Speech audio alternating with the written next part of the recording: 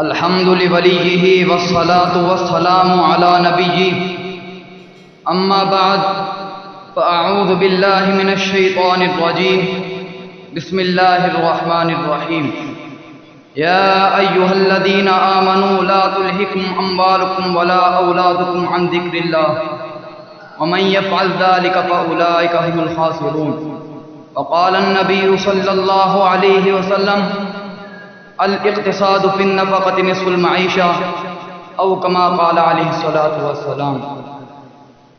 اٹھو میری دنیا کے غریبوں کو جگا دو، اٹھو میری دنیا کے غریبوں کو جگا دو، کاخ امراء کے در و دیوار ہلا دو، جس کھیت سے دہقاں کو میسر نہ ہو روزی اس کھیت کے ہر خوشے گندم کو جلا دو۔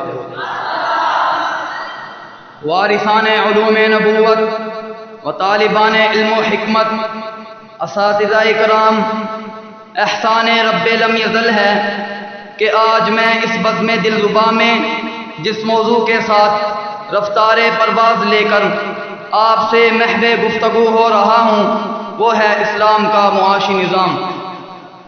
عزیزان من، اسلام کا معاشی نظام جس کا دوسرا نام نظام اقتصاد ہے، ارباب لغت نے اقتصاد کا معنی میانہ ربیع الاعتدال سے کیا ہے، مگر اصلاح معیشت میں ایسے وسائل کی دریافت کو کہتے ہیں جو دولت و ثروت کے پیدا کرنے کے مناسب طریقے، اس کے خرچ کے صحیح استعمال اور اس کی ہلاکت و بربادی کے حقیقی اسباب کی نشاندہی کر سکیں۔ اسی بات کے پیش نظر میں آپ کی توجہ آج سے 1400 سال قبل ایک ایسی ہستی کی طرف مبذول کرانا چاہتا ہوں جس کو اللہ تبارک و تعالیٰ نے اس جہان رنگ و گل میں مبعوث فرمایا، جس کی آمد دراصل ایک نئے عہد کی صبح فرحت انگیز تھی۔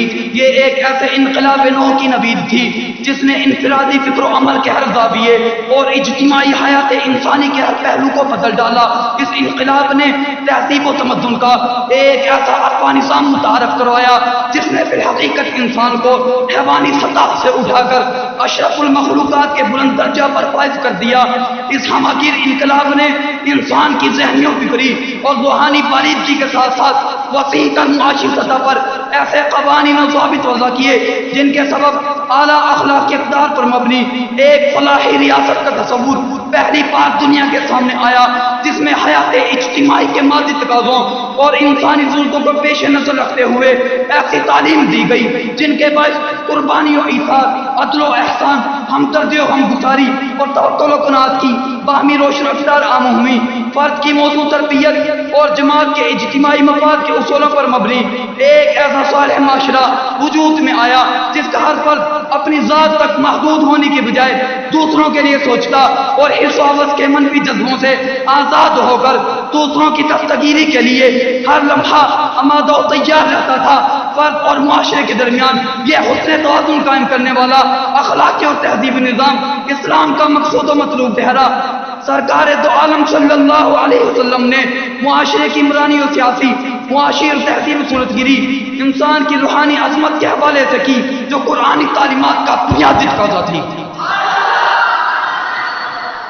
سامعین محترم، اسلام کے متعین اصولوں کے تحت کائنات کی ہر شے فرد اور جماعت کے تصرف میں دے دی گئی۔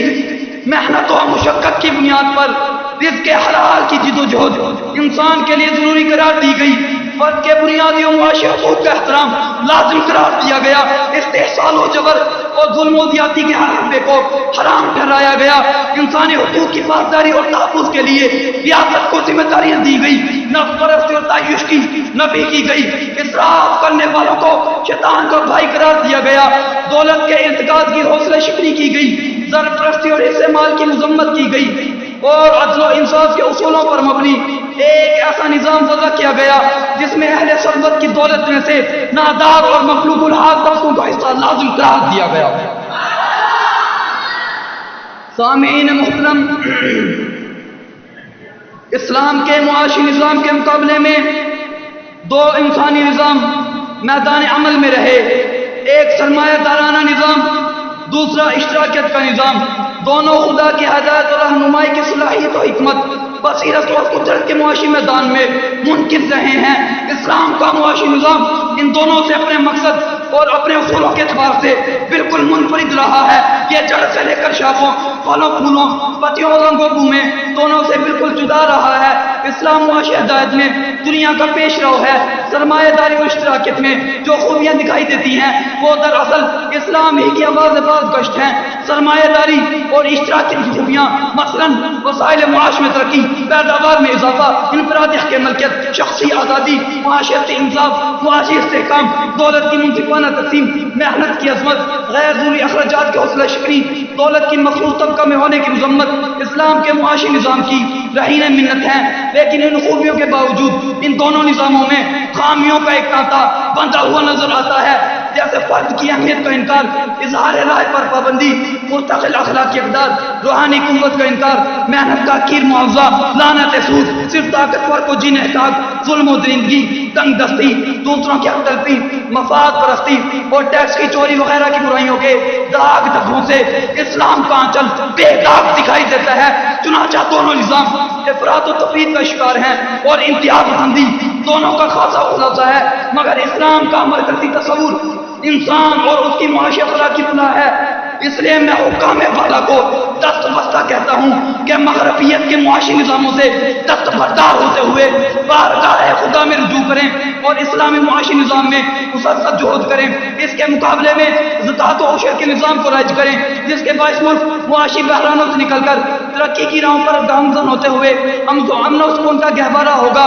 اگر ایسا نہ کیا تم نے تو شاید کہ یہ الفاظ تمہارے کانوں میں یاد حسرت لے کر گونجتے رہیں گے. اب بھی نہ سمجھو گے تو کٹ جاؤ گے، تمہاری داستان تک نہ رہے گی داستانوں میں.